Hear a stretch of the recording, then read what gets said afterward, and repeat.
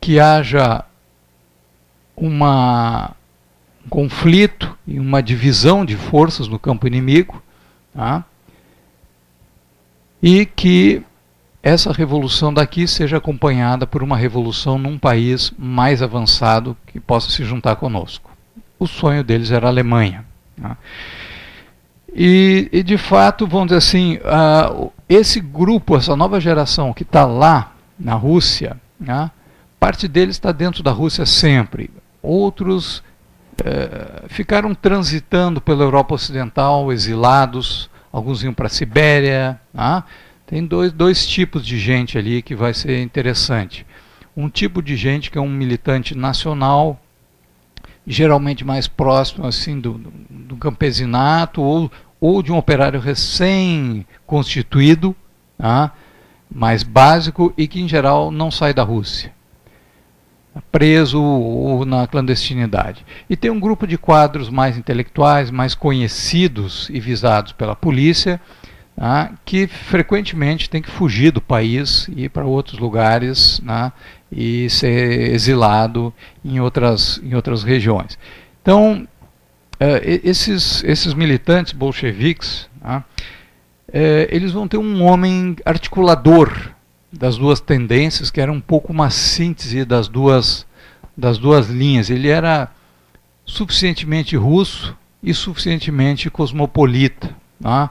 Ao contrário de outros que eram muito russificados ou muito cosmopolitas, tá? Esse aí sempre é um problema do cara exilado quando ele volta ao país e vê que o país não é mais aquele que ele imaginava, tá? Nos debates que existia. E o que vai ser a contribuição do Lenin? O Lenin não é um inovador do marxismo, mas ele é um aplicador. E ele vai desenvolver um ponto, que é a estratégia da revolução, tá?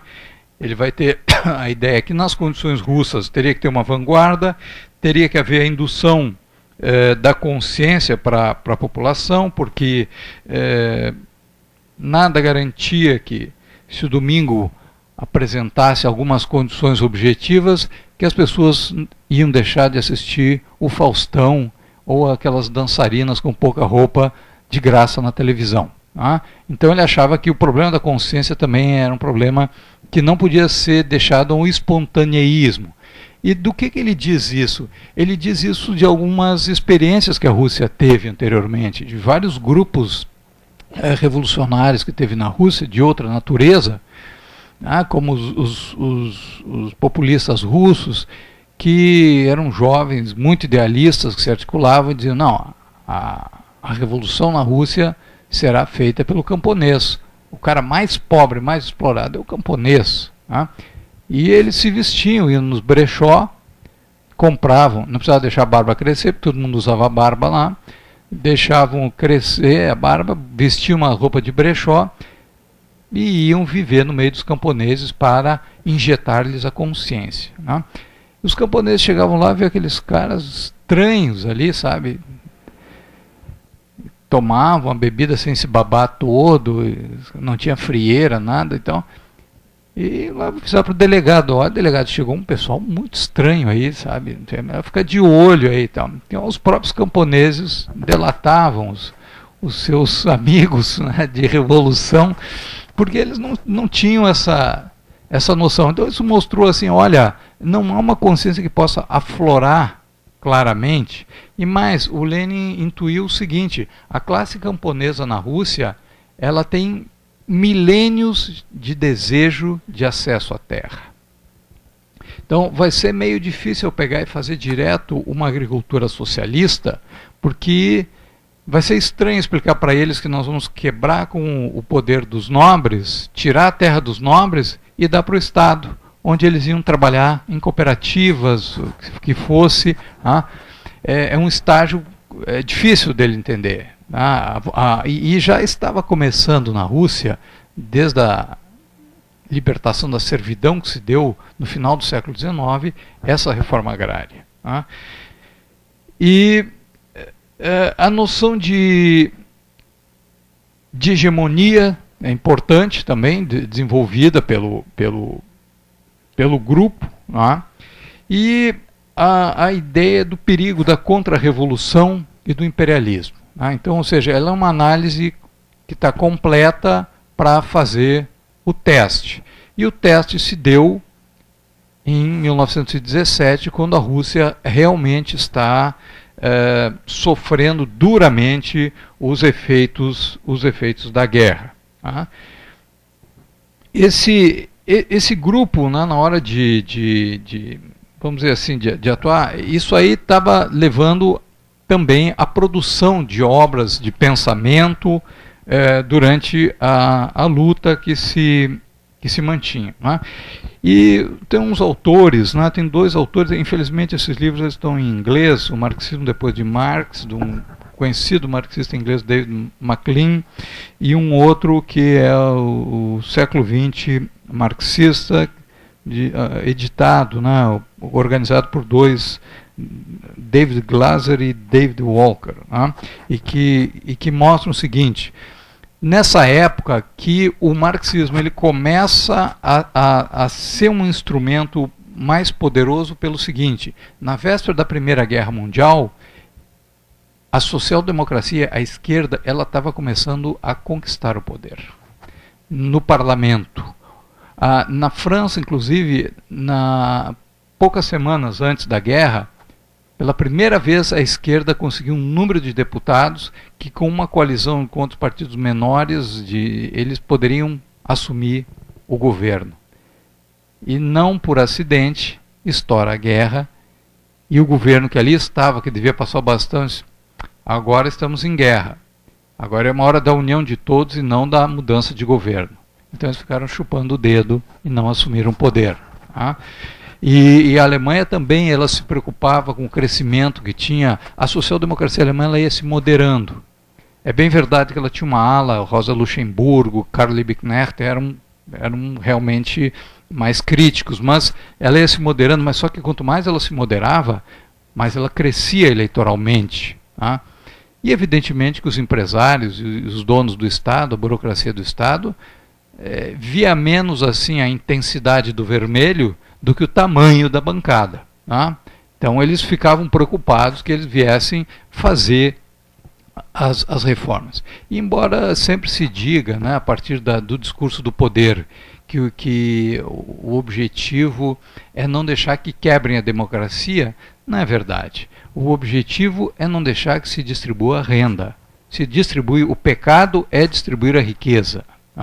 E se tu vai fazer isso, tu precisa usar meios violentos, tu diz isso, não, nós estamos contra porque esse meio não se justifica.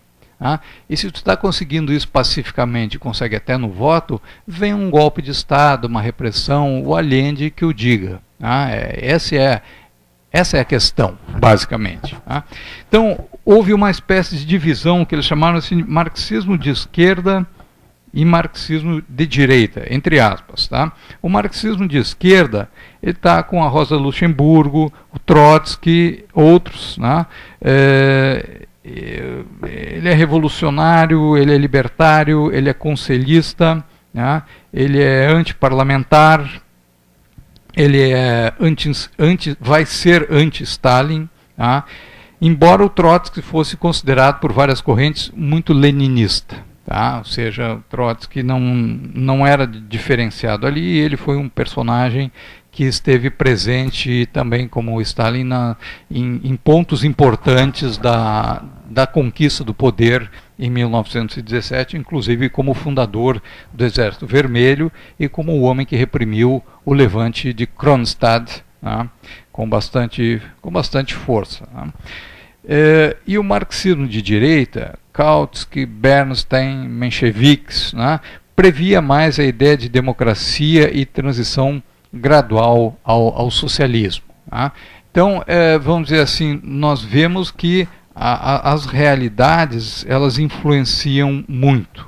Vocês vão ver que lá na Rússia isso aqui que chama de um marxismo de esquerda é mais forte, e na Europa Ocidental a ideia desse uso do marxismo mais como uma análise da realidade e na verdade, gerando uma prática política que nós chamaríamos assim de uma reforma gradativa dentro do sistema. Isso existe desde o início, mas atenção, teoricamente, nesse momento, eles ainda dizem que a reforma é para chegar a um socialismo. Ou seja, vamos chegar ao socialismo por reforma, porque há espaço institucional, etc, etc, etc. Tá? Bom, um outro ponto é que depois dessa revolução, a primeira revolução vitoriosa, ela criou uma realidade basicamente que não era esperada por ninguém. Por quê? Porque nunca no Ocidente se achou que uma revolução pudesse ser vitoriosa. Tá? O Ocidente acreditava, e isso é uma coisa engraçada, em política, né? A gente conhece muito política, a gente lê bastante, a gente milita. Tá? Em política, a gente sabe que mentir é a coisa mais normal. Tá? Mas o que é grave é quando o mentiroso acredita nas suas mentiras. Tá? Ele começa a dizer coisas e ele diz tanto que chega um momento que ele começa a acreditar nas mentiras.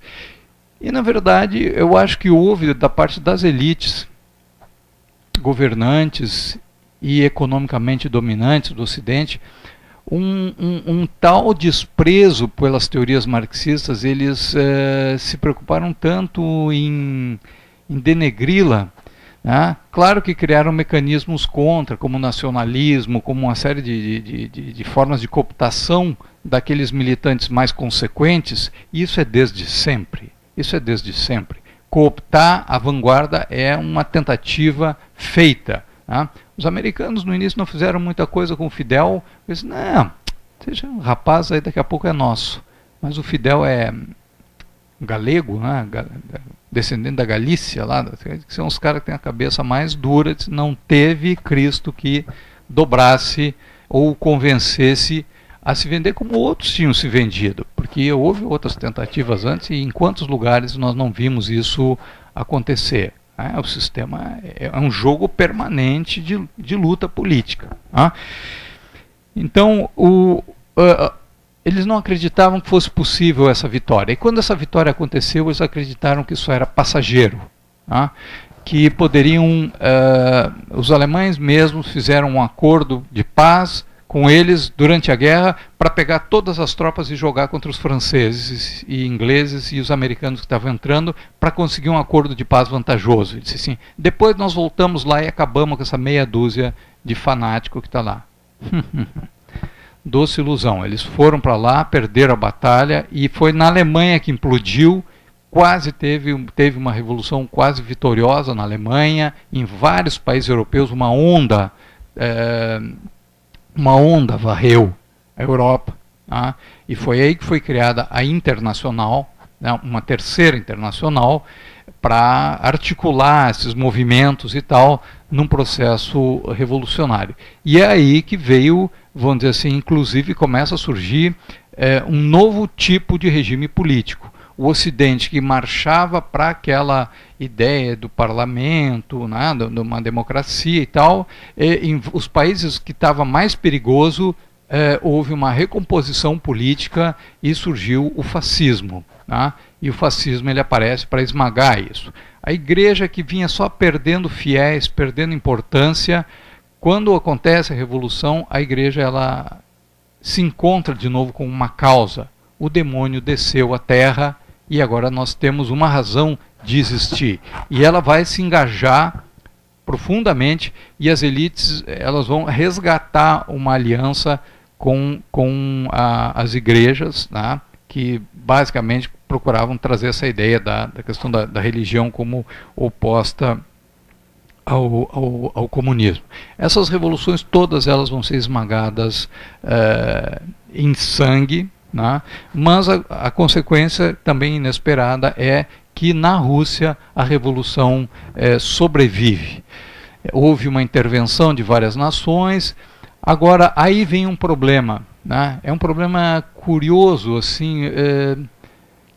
Quem é uma pessoa responsável, quem é sério, ao passar por um processo desses, né, e de repente ele tem na mão o poder numa região ampla, destruída e cercada. E agora? O que nós vamos fazer? E eles perceberam que no Ocidente a repressão era cada vez maior e que os movimentos estavam sendo abafados e que eles iam voltar a virar guetos.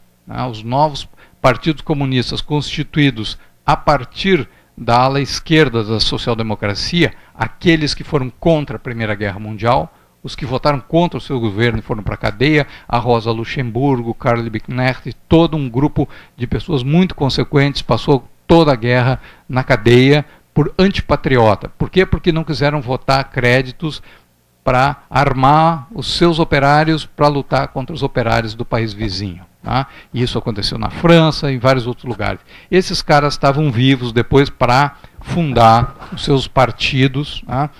Agora é interessante porque a Revolução Soviética ela também é uma revolução, de certa forma, internacional. Muitas tropas que estavam lá passaram para o lado dos revolucionários, muita gente foi para lá para ajudar. Alguns não entendiam bem o que era aquilo. Aquela líder anarquista americana, Emma Goldman, foi para lá e tal, achou que era o anarquismo e tal, ele se apavorou, não era. E, enfim, guerra. Mas ela teve essa dimensão e só que houve o seguinte. Essa revolução ela ficou tão danificada para sobreviver, porque foi a Primeira Guerra e a Guerra Civil Interna. Ela perdeu uma quantidade de população muito grande, não só em mortes, mas em perda de território. A infraestrutura praticamente foi destruída e as pessoas mais qualificadas, profissionais e tal, foram embora, porque eram elites que não queriam ficar no país. E eles tiveram que pensar o que fazer. Então, no primeiro momento, o Ocidente, a resposta do Ocidente foi simplesmente bloqueá-los com um cordão sanitário. Chamaremos hoje embargo. Botaram um embargo em cima daquilo. Por quê? Mais uma vez, o pensamento econômico liberal diz que um país sem comércio exterior não vai sobreviver. Então, assim, deixa que eles vão morrer de fome.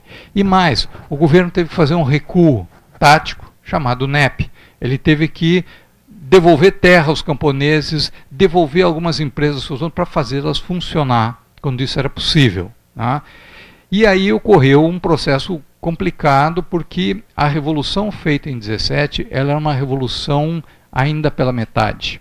Ela era uma revolução pela metade no seguinte sentido: ela botou junto nas barricadas os soldados, a maioria dos soldados eram camponeses, e os operários, milicianos. Ela botou gente que queria na cidade eliminar a propriedade privada, e gente que no campo queria que a sua família finalmente, depois de milênios, tivesse acesso à propriedade privada.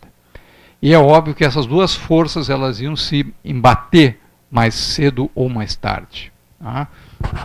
O Lenin veio a desaparecer precocemente, em função de ferimento, e a luta que se desenvolveu pelo poder, mais do que personalidades, vamos dizer assim, ela envolveu um embate entre que linha o país seguiria, porque aquela situação da NEP ela era temporária.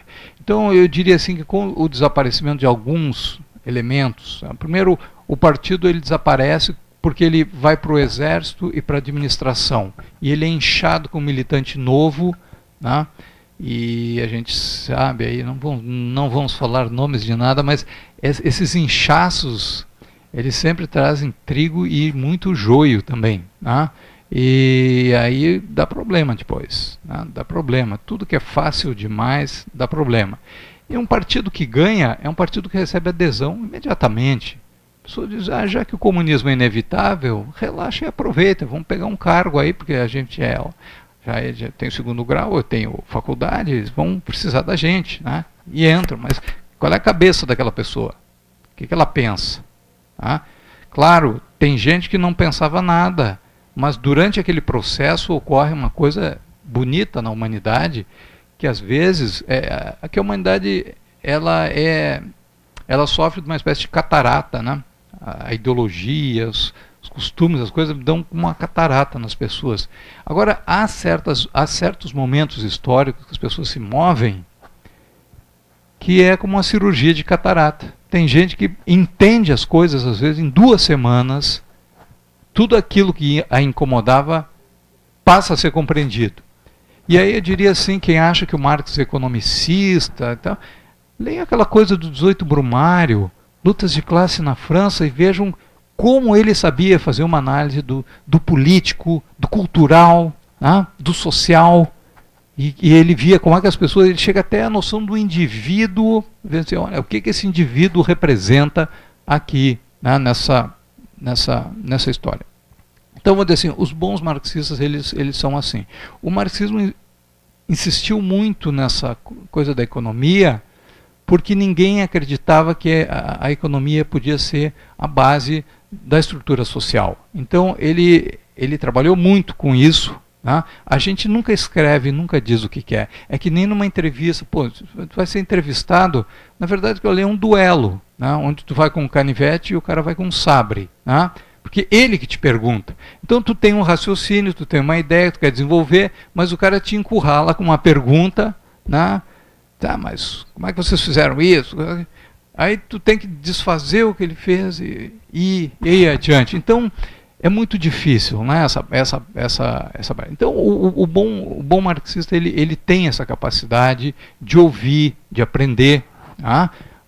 Tem um livro que a Krupskaya escreveu, que contando lá o Lenin quando teve exilado no livro da vida do Lenin, e ela contando quando teve exilado na Inglaterra. Ele diz assim: eu escolhi a Inglaterra por várias razões. É fácil enganar a imigração. Tu chega lá falando russo e diz para eles que é alemão, e eles aceitam, eles são burros assim, e te registram como alemão. Aí tu te instala lá, tudo é na base da confiança. Eu contava lá as coisas que ele fazia, e domingo claro que ele visitava museus, coisas desse tipo, mas ele gostava muito de ir para os parques, assim, onde mais ia o povão, não parque de classe média, mas parque de povão. O que o povão fazia? Como é que ele reagia às coisas? Como é que ele se comportava? Não, mas eu já li sobre isso, eu já sei tudo. Será? Ler é uma coisa, e é necessário ler. Mas outra coisa é necessário parar e observar, conversar com as pessoas simples para ouvir, não para chegar lá e fazer a cabeça do cara. O senhor não acha que essa política econômica está aí, está errado? O cara não sabe política ou econômica, o que esse cara está dizendo? Ele não te entende. Deixa ele falar nos termos dele, aprende a ouvir e tal. Isso é uma coisa que infelizmente nos faz falta. E como a gente não faz isso, o locutor de rádio faz e dá uma resposta para ele, para os anseios dele. E geralmente uma resposta falsa. Então a gente tem que estar eternamente nessa luta. Me dizia um motorista de táxi: pois é, está ouvindo a notícia, e ele disse: pois é, professor, isso aí está tudo errado, porque não pode, o governo não pode gastar mais do que arrecada. É que nem uma pessoa, se eu ganho 1.000, eu não posso gastar 1.500. Isso depende. Como assim depende? Então, se o senhor é motorista de táxi, está cansado, pode mais aguentar o trânsito, é 1.500, ganha 1.000. E se o senhor fizer um curso de 500, aí sei lá, um curso para atender alguma coisa aí e tal, se qualificar, e o senhor vai passar a ganhar 3.000 nesse outro emprego. Só que tem que fazer um curso durante 3 meses, gastando 500 a mais do que o senhor ganha. Então, se o senhor se endividar assim, o senhor não vai pagar, depois em 1 mês o senhor paga a dívida. Não é verdade? Sobre esse ângulo, não é sobre esse ângulo. Nós não teríamos nenhuma hidrelétrica nesse país, nós estaríamos atravessando Guaíba de canoa até hoje, não teria ponte, se nós fôssemos seguir essa ideia do orçamento assim. O que tu não pode é ter um endividamento descontrolado, não pode ter, gastou mais só para fazer festa. Agora, se tu tem um plano estratégico, é normal na história das nações tu te endividar um pouco, ter uma inflação administrável e chegar na construção de uma base. É assim que tu capitaliza. Ou senão tu vai ter que ir lá pegar dinheiro lá fora e pagar juro o resto da vida. Eu não sei se adiantou muito, mas enfim, eu falei. Eu falei, ele não gostou, porque eles gostam sempre quando concorda, né? Porque é mais fácil, daí já passa para outro assunto, o Grêmio, a mulher, não sei o quê, né? Mas, enfim. Bem, o que acontece então na Rússia é que essas novas condições vai levar a uma luta pelo poder, uma disputa pelo poder, não só entre personalidades, gente. O marxismo, isso eu quero dizer o seguinte, é engraçado que os marxistas, eles aplicam o marxismo à realidade do capitalismo, mas quando começa a entrar dentro dos seus próprios movimentos, eles não aplicam, né? Então tem que entender assim que Rússia era essa que estava ali, quem é que estava no embate, né? Um grupo de marxistas russos, vamos dizer assim, russos e internos, nacionais, e um grupo mais cosmopolita que esteve exilado, que participou em outros lugares, etc, etc, etc. Tá? E o problema não é que uns fossem cultos demais para aquela Rússia tão ignorante. O problema é achar qual era o caminho a seguir. Tá? Então, a vontade de continuar a revolução a qualquer preço, avançar, e outros que têm a ideia de que o melhor era tentar construir ali dentro mesmo as bases econômicas que o capitalismo devia ter construído. Tá? E, vamos dizer assim, quem é o pai da ideia, quem é a mãe da ideia? Olha, houve muito debate aí, e houve muita gente que pegou a ideia do outro depois. Tá? Então, vamos dizer assim, a evolução disso aí levou a uma luta em que o grupo do Stalin vence e a proposta é construir o socialismo num só país. Tá? Isso aí vai trazer algumas necessidades de curto prazo e alguns problemas de longo prazo. A curto prazo, para fazer isso, tinha que imediatamente coletivizar a agricultura por duas razões. Para levantar capital no campo e para destruir uma classe emergente que estava surgindo de arrendatários, proprietários de terra. O cara mais esperto, ele vai manobrando, ele vai arrendando a propriedade do vizinho, o vizinho começa a trabalhar para ele, e já estávamos nesse estágio. Claro que dizem, olha só, o cara era um kulak, chamam de kulak, o camponês rico, ele nem era tão rico, olha ali, ele andava de tamanco. Olha, o problema não é esse, o problema é tu chegar, eu sempre fui suburbano, né? Não sou nem urbano e nem rural, eu sou suburbano, desde que nasci eu moro em subúrbio. Tá? Eu tenho subúrbio a terra dos armazéns, né? Tem uns armazenzinhos. Então tu vê ali, por exemplo, os conterrâneos gringos, né? É chegar ali e ver os caras com aqueles armazenzinhos e tu vê, o cara é simples, trabalha um monte. Mas cara, tu vê qual é a jogada dele, vem, meu amigo, isso aqui, e põe a mão na balança assim já, né? Quando tá pesando a tua carne, ele dá uma apertadinha para baixo, tá aqui, isso aqui, aquele cara é simpático, e qual vigarista não é simpático, né? Ele aperta aqui e tal, pá, te passa aquilo, né? Então o cara ele vai roubando e ele aproveita de uma situação que o cara não tem dinheiro para ir comprar em outro lugar, vai fazendo os caderninhos e vai mexendo com isso. O que tu nota que ao cabo de 5, 10 anos, o armazém do cara virou um mini supermercado, o cara tem um casão na praia, o cara tem uma casa considerável já, um carrão. Então não precisa ser o tio Patinhas ou o Gerdau para dizer, esse é o capitalista. O capitalismo está ali sempre, sempre se criando numa sociedade onde funcionam essas coisas. E a industrialização paralelamente a esse processo. Tá?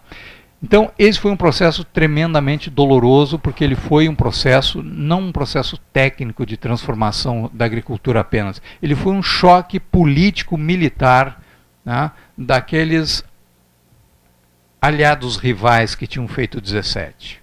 Um dos dois lados tinha que vencer. Tá? E o lado urbano, vamos dizer assim, impôs ao camponês, né, as cooperativas e essa nova forma. Isso implicou numa outra coisa que foi,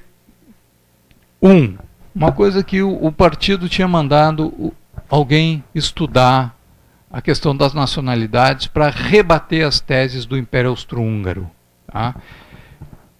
E quem fez isso foi o Stalin. O Stalin escreveu o relatório, o livro, ele foi lá e juntou e discutiu com os austríacos e tal, juntou material e pegou da história da Rússia e fez uma política de nacionalidade para fazer um Estado diferente, um Estado de muitas nacionalidades, mas diferente daquilo que era o Império Austro-Húngaro. Tá? E, efetivamente, há uma mudança muito, muito, muito profunda num espaço de tempo muito curto e num ambiente internacional adverso. Tá? A industrialização inglesa levou 100 anos e essa industrialização deles aqui levou algo como... Ela começou em 28 e ela vai até 40 quando ela é interrompida pelo começo da guerra e pela passagem à militarização. Então ela foi feita em 12 anos. Aquelas taxas de transferência de gente do campo para a cidade, o crescimento de PIB, etc. Uma tarefa muito dura, né? Se faz com o sacrifício de uma geração,